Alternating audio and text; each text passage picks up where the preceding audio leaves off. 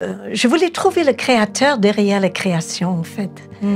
Et c'est vrai qu'à l'église, j'avais refusé la communion parce que j'avais lu le livre, mais je n'ai pas rencontré la personne. C'est ça ce que je disais à ma maman. Et mon père, niveau d'études à l'école, c'était plutôt la catastrophe. Et il m'a dit un jour que j'étais la honte de la famille.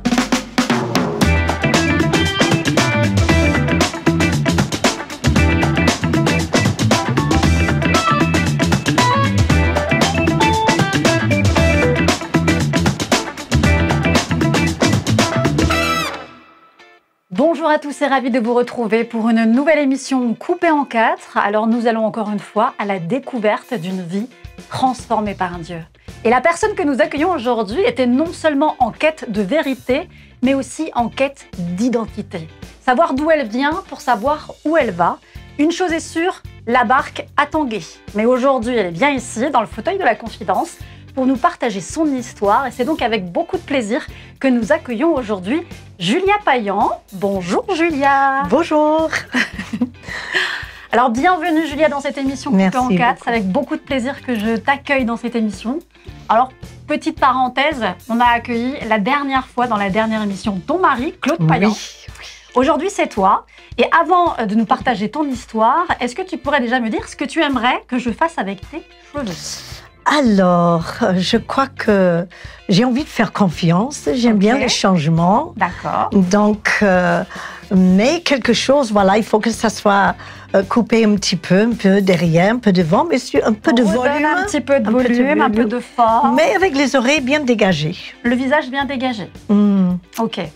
Ça, je vais m'en occuper avec beaucoup de plaisir. Super. Merci de me faire confiance. Passons aussi à présent à ton témoignage, Julia. Alors déjà, nous avons marqué un beau petit accent anglais. Oui. Ce qui nous indique déjà que tu es née en Angleterre, oui. Dans une famille chrétienne et notamment aussi dans une église anglicane. C'est ça, oui. J'ai grandi dans une famille assez traditionnelle. Et c'est vrai que j'ai toujours trouvé que les bancs de l'église où j'allais étaient aussi froids que les gens qui fréquentaient l'église. Et ça ne m'a pas beaucoup encouragée, mais on était une famille quand même soudée et il y avait beaucoup d'amour. Alors juste pour la petite info, l'anglicanisme, c'est un peu du christianisme à mi-chemin entre les catholiques et les protestants. C'est bien ça ? Oui, c'est à peu près ça, on va dire ça. Ok. Alors toi, je sais qu'à l'âge de 10 ans, c'est à l'âge de 10 ans que toi et ta famille, vous prenez la décision d'aller en direction des États-Unis, dans l'Illinois, à côté de Chicago. Oui. Et c'est là apparemment où tu dis que pour toi, tout a changé. Tout a changé parce que j'avais que 10 ans et je me sentais comme une petite plante qu'on arrache d'une peau et on va essayer de la replanter dans une terre, mais alors qui ne nous correspond pas. Et on perd tous nos repères.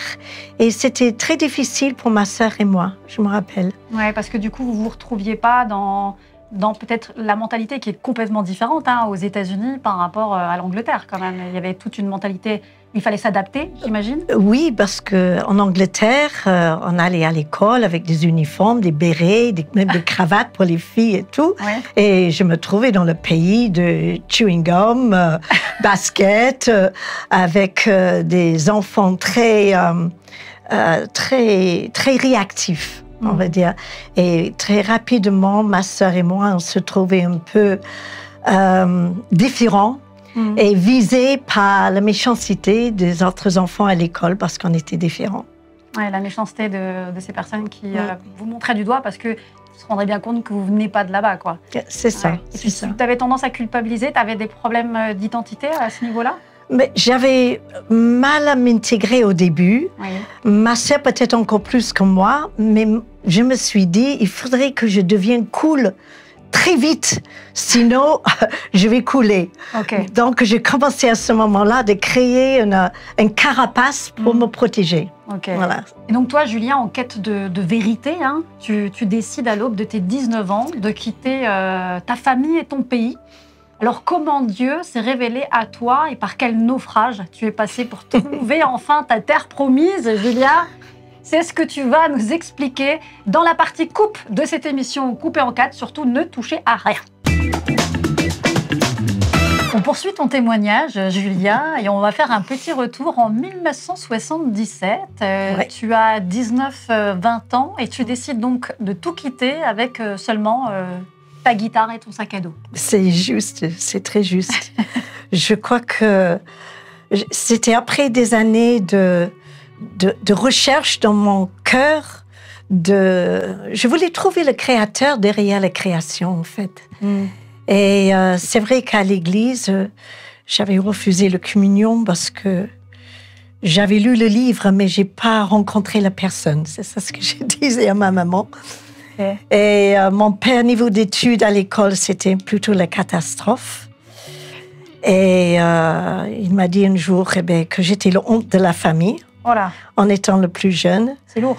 Et oui, c'est un peu lourd, quoi. Ouais. Et je suis arrivée à un point où je dis, mais il faut que je quitte le contexte dans lequel je vivais, de ma famille, même si je les aimais, mais je me sentais totalement incomprise, mais comme beaucoup de jeunes femmes à 19 ans. Oui. D'ailleurs, je n'étais pas trop une exception, mais à l'époque, je croyais. Et j'ai décidé il fallait que je parte pour savoir un petit peu quelle était mon propre valeur. Et j'ai cherché Dieu aussi, j'ai cherché moi-même et c'était le temps de partir. Ok. Et c'est là donc que tu décides de faire le tour du monde. Oui.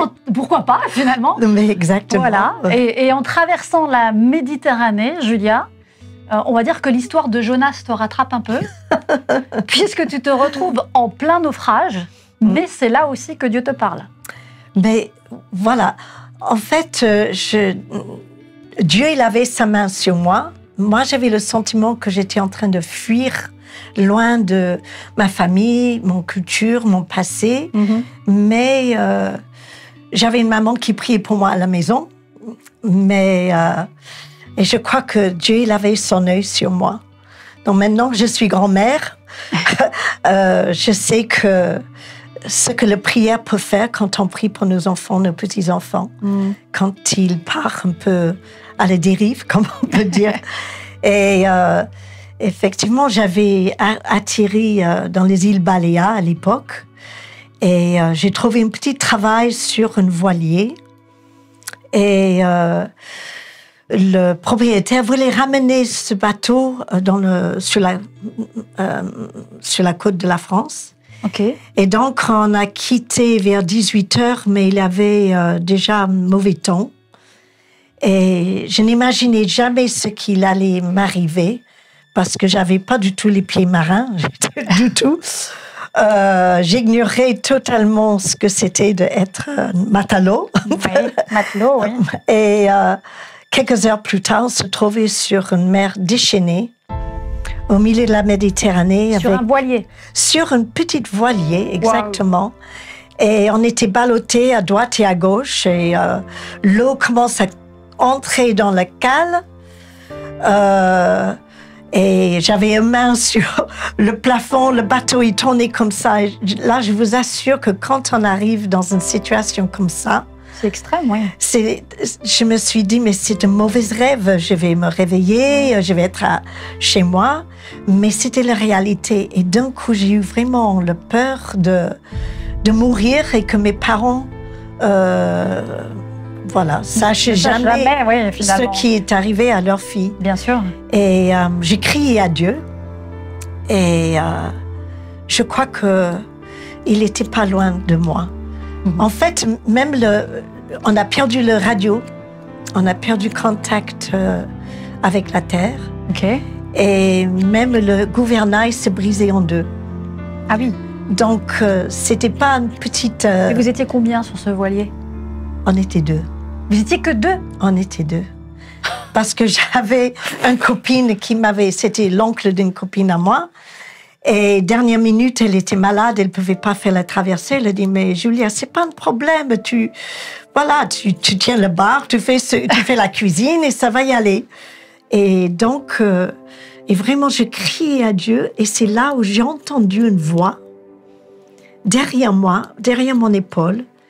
Et cette voix me disait, Julia, n'aie pas peur, tu vas pas mourir, j'ai du travail pour toi.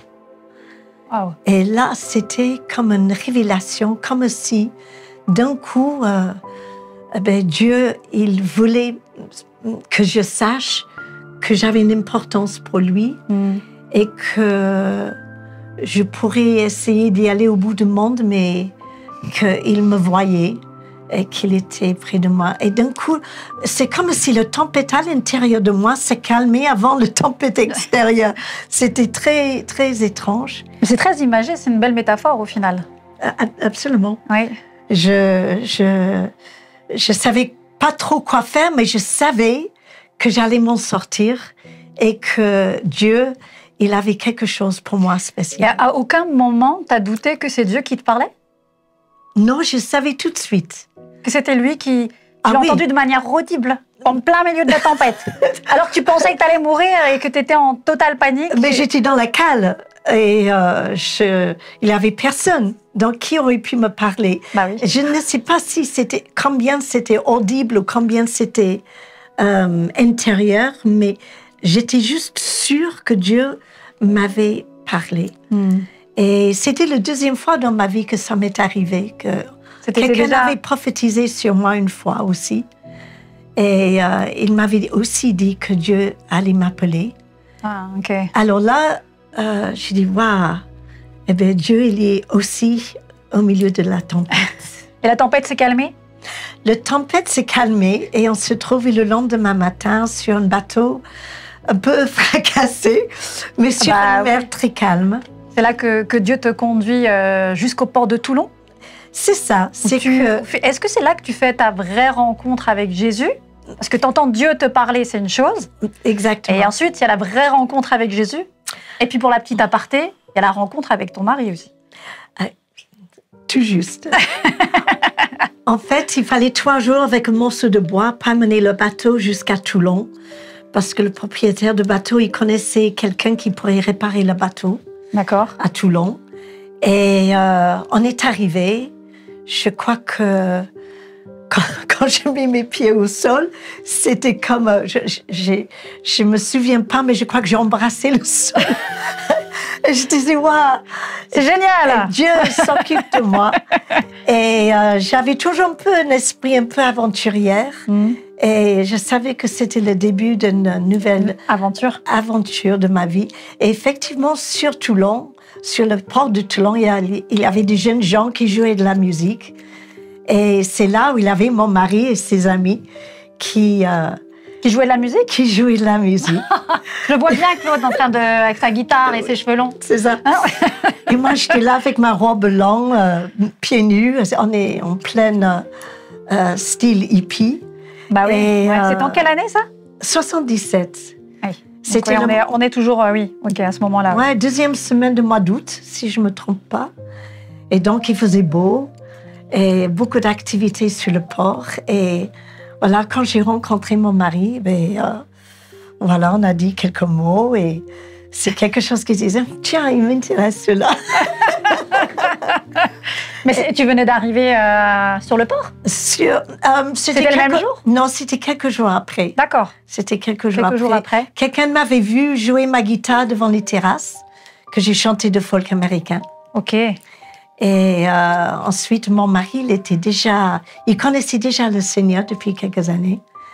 Et d'un coup, je me suis rendu compte que celui que je cherchais, qui était en fait Jésus, celui que, en fait, je me fuyais de ma famille, de l'église, de tout ça. En fait, il était tout près de moi, il m'avait suivi, il m'avait poursuivi. Et que jusqu'à j'ouvre mes yeux et que je vois que il était la vérité, le chemin à la vie. Amen. Voilà. Et petite ajoute, c'est que on s'est rencontrés, on s'est mariés. Je me suis convertie, mariée et enceinte dans une année. En une année? Ah, c'était radical. Radical. Conviction rapide. Et on ne s'est plus jamais quittés. Et ça a toujours été le gant d'amour. Et voilà. Donc, tu avais 20 ans? Et j'avais 20 ans. Tu avais 20 ans, waouh. C'est donc à Toulon, c'est vrai que tu poseras ton encre, Julia. Oui. Toi qui, depuis toujours, étais en recherche de vérité, d'identité, ça y est, on peut le dire, tu sais enfin qui tu es.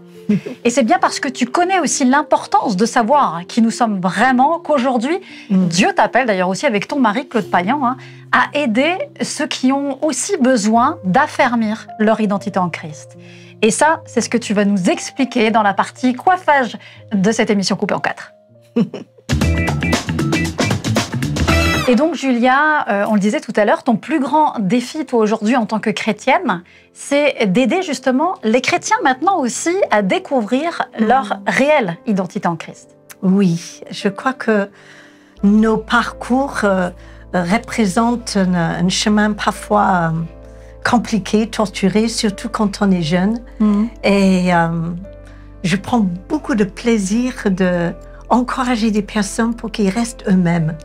Parce qu'on n'est jamais aussi efficace pour le Seigneur que quand on marche dans les choses qu'il a préparées pour nous en avance. Et avec mon mari, on a un fort sentiment de destinée.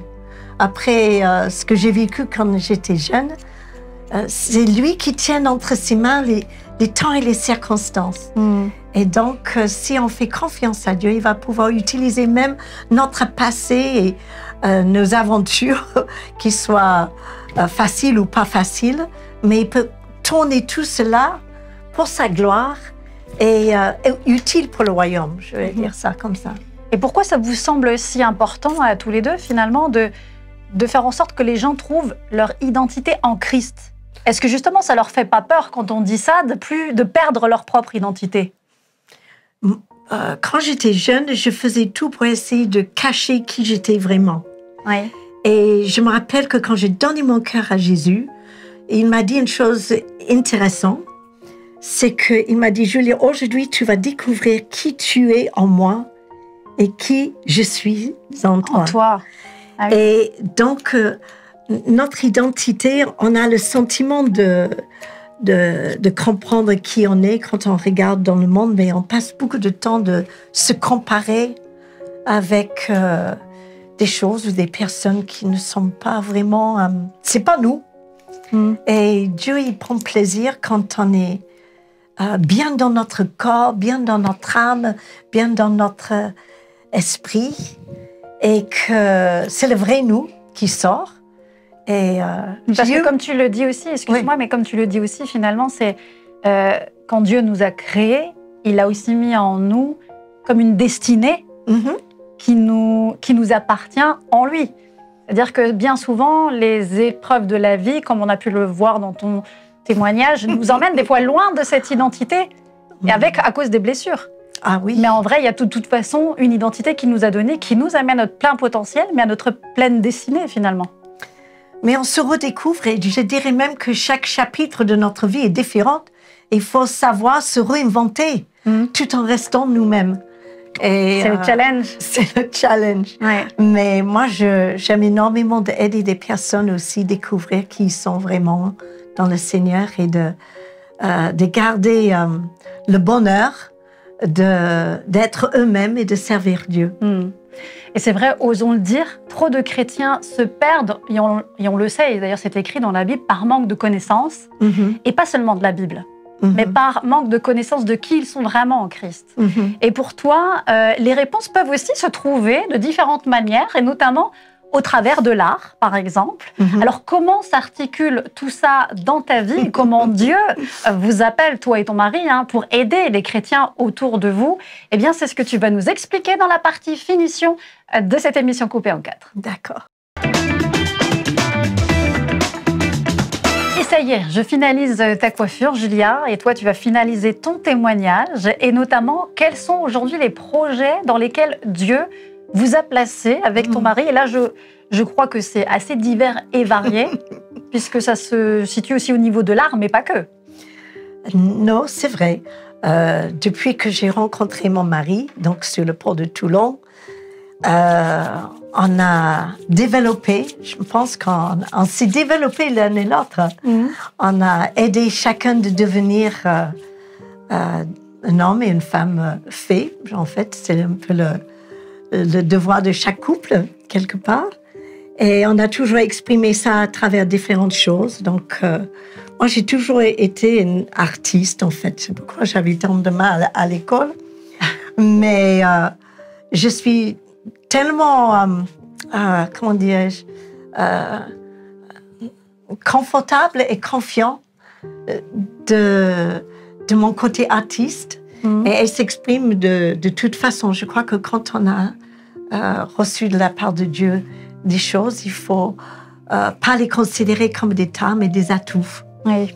Et laisser Dieu faire ce qu'il veut avec. Et avec Claude, eh bien, on a trouvé un équilibre dans la mission, dans les chants, dans les prédications. Parce que vous continuez alors, donc, vous prêchez à deux. On prêche à deux. Et vous continuez à chanter.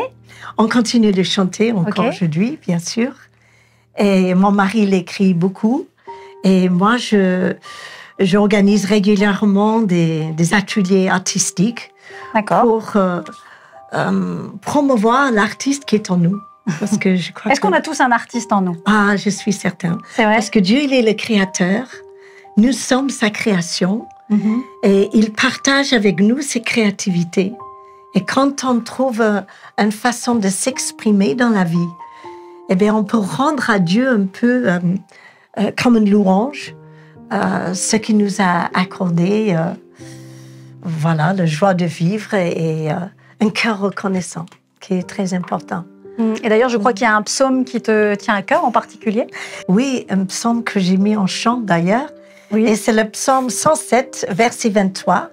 Et qui parle de fait que ceux qui descendaient sur la mer dans des navires et qui travaillaient sur les grandes eaux, cela virent l'œuvre de l'Éternel. Et il y a une grande tempête et ils criaient à l'Éternel et Dieu apaisa la tempête et les conduisit au port désiré. Et bien sûr, ce port désiré pour moi, c'était le port de Toulon où ma vie a changé encore une fois, où j'ai rencontré mon bien-aimé et on a avancé avec notre destinée ensemble. Ouais. C'est vrai que c'est vraiment une vie passionnante, on s'en rend compte vraiment avec Dieu. D'ailleurs, ceux qui disent que la vie chrétienne est ennuyeuse, c'est qu'ils n'ont rien compris. Moi, je suis toujours tellement impressionnée de comment Dieu agit si précisément avec chacun d'entre nous. Et c'est vrai qu'il nous donne et nous fait vivre tellement plus que ce que nous pouvons penser ou imaginer. Et c'est ce qu'on constate encore aujourd'hui avec ton témoignage, Julia. Alors, arrive aussi très vite maintenant le temps de ton précieux conseil pour tous ceux qui nous écoutent depuis le début de cette émission. Mais ça sera très vite dans le dernier regard dans le miroir. Et nous voici à présent à la toute dernière partie de cette émission. Alors, Julia, ça y est, tu vas te découvrir. Oui, ah bon? Est-ce que tu es prête? Absolument. Allez, c'est parti. Allez. Wouhou. Alors tu vois, du coup, ce que j'ai fait, j'ai sorti un petit peu ce qui était dans la nuque, je l'ai un petit peu déstructuré, puis après tu peux toujours les mettre vers l'arrière. C'est pour donner un petit peu de volume, un petit peu de mouvement. C'est super. Voilà. J'aime bien, ça me donne de peps. Voilà, exactement, ça donne du peps. Voilà. Alors Julia, nous voici à présent au moment où tu vas pouvoir laisser un conseil à ceux qui nous écoutent depuis le début. Alors, qu'est-ce que tu aimerais qu'ils gardent de ton témoignage? Je crois que c'est vraiment l'idée que Dieu, il a permis que nous avons des trésors à l'intérieur de nous. Nous sommes tous tellement différents. Et qu'au plus tôt qu'on puisse être réconciliés avec notre vraie identité, notre identité en Christ, et le plus rapidement on va pouvoir être utile pour le Seigneur, entrer dans les œuvres qu'il a préparées d'avance pour nous et d'avoir cette paix intérieure pour pouvoir avancer avec autorité. Et voilà, je crois que c'est surtout ça que j'aimerais dire. Donc on fait la notion de cette identité en Christ qui est tellement précieuse, Julia. C'est tellement important. Merci beaucoup pour ton témoignage. Merci aussi vraiment pour ton authenticité. Beaucoup de plaisir. Et puis moi aussi, comme à chaque fois, je vous lance un défi que j'ai à cœur aujourd'hui. Les amis, c'est d'oser croire que Dieu vous a choisi pour quelque chose de spécial à accomplir dans votre vie. Amen. J'ai envie de vous rappeler qu'il y a un mandat sur votre vie. Dieu vous a voulu, il vous a créé pour une mission toute spécifique. Et je rajouterais que cette mission vous va comme un gant. Puisque vous savez quoi? Il vous a créé pour l'accomplir. Il vous a équipé pour ça. Alors ne cherchez pas à devenir meilleur que les autres, mais cherchez à savoir, comme nous l'a dit Julia, à découvrir quelle est vraiment votre identité en Christ, afin de vivre les plans merveilleux qu'il a préparés d'avance pour votre vie. Oui, osez le croire. Donc voilà, merci encore Julia pour ces moments de complicité que j'ai beaucoup appréciés. Oui, c'était très bien. Alors si ce témoignage vous a touché, vous a parlé, surtout n'hésitez pas à nous laisser tous les commentaires sous la vidéo. Et n'oubliez pas que vous pouvez aussi découvrir le témoignage de son mari, Claude Payan. Eh bien oui, parce qu'il est passé la dernière fois. Il faut pas un sans l'autre. Exactement. On ne peut pas écouter Claude sans Julia, ni Julia sans Claude. C'est pas possible. Ça va Donc, ensemble, si vous souhaitez découvrir justement qui est Claude, vous l'avez peut-être pas découvert la dernière fois, eh bien, je vous invite à cliquer juste ici. Voilà, surtout n'hésitez pas. Moi, je vous remercie encore pour votre fidélité. N'hésitez pas aussi à vous inscrire sur notre chaîne YouTube pour découvrir, bien sûr, toutes les nouvelles émissions qui sortent. À cliquer aussi sur la petite cloche que vous connaissez maintenant. Et puis, je vous remercie pour votre fidélité. Je te remercie aussi, Julia, pour tout ça, avec pour ce moment plaisir de complicité. Je vous souhaite encore une belle journée, une belle soirée. Je ne sais pas où vous en êtes. En tous les cas, on se donne rendez-vous la prochaine fois pour une nouvelle émission, un nouveau relooking. Ah, c'était formidable. Soyez bénis. Et une nouvelle invitée. À bientôt. Au revoir.